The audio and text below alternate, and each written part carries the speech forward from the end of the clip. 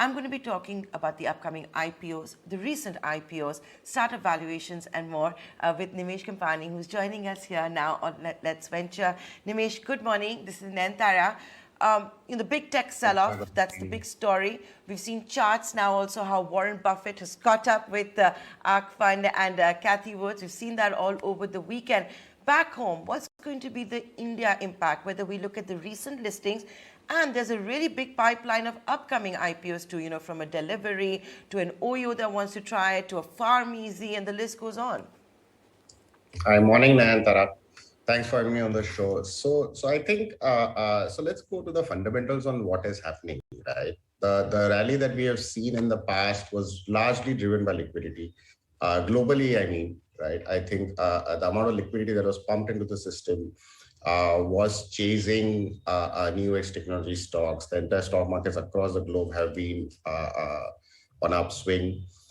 Second, the interest rates were at a very subdued level, right? And when interest rates start rising, the companies which have a long earning equation into their business model, the PE starts getting re-rated, right? And that is what we are seeing, with liquidity being one factor, and the interest rate supposed to rise, and they expected to go to, in the US, to the risk-free rate will be around 2.5, 3.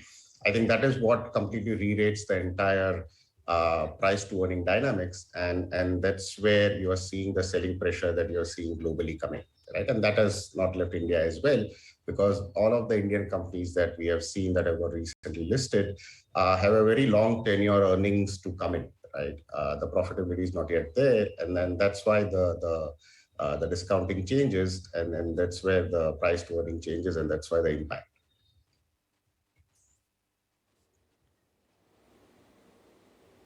So Nimesh, give us a sense of how people in India are responding. I talked, for example, what Rajiv Mishra of SoftBank has said.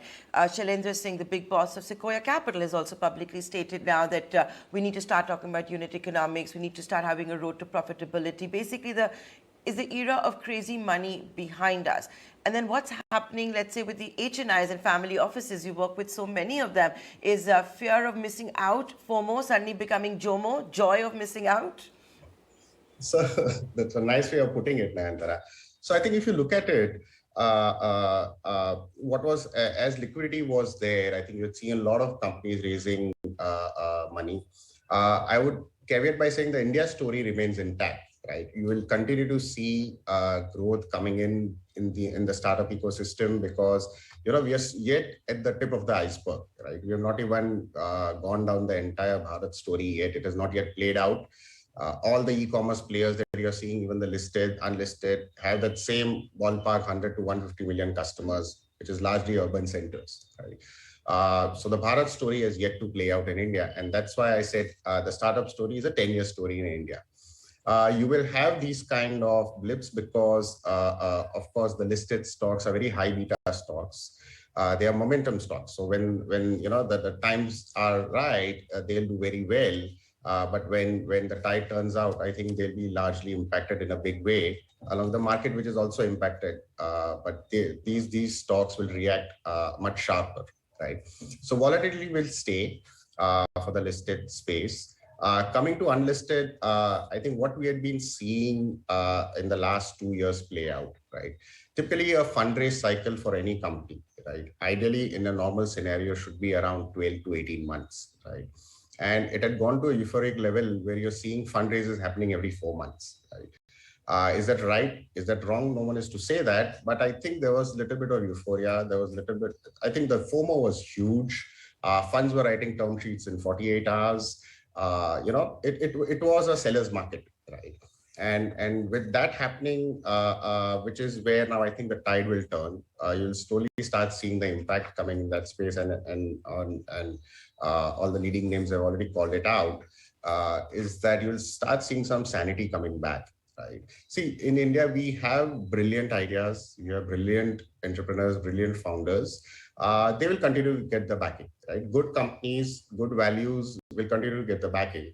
But in that way, you were seeing a lot of companies, maybe, for example, which are pretty old, they were getting funded in their early stages, right?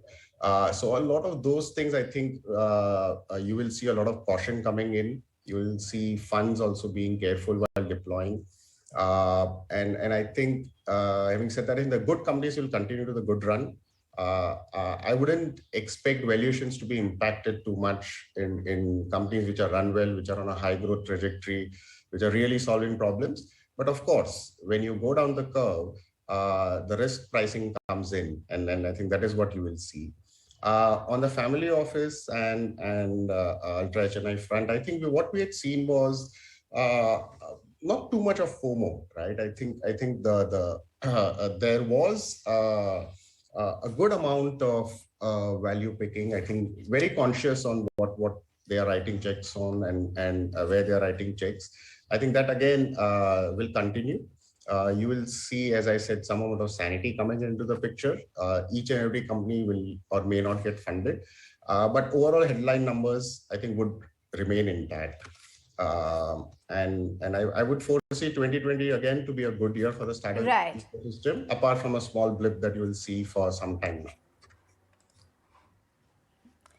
Sure. All right, Nimesh, we'll let you go on that note and how brutal the sell-off was for the likes of Zomato as well as Paytm. In fact, Zomato falling to its 52-week low as it was below the listing price. So tech definitely in the limelight.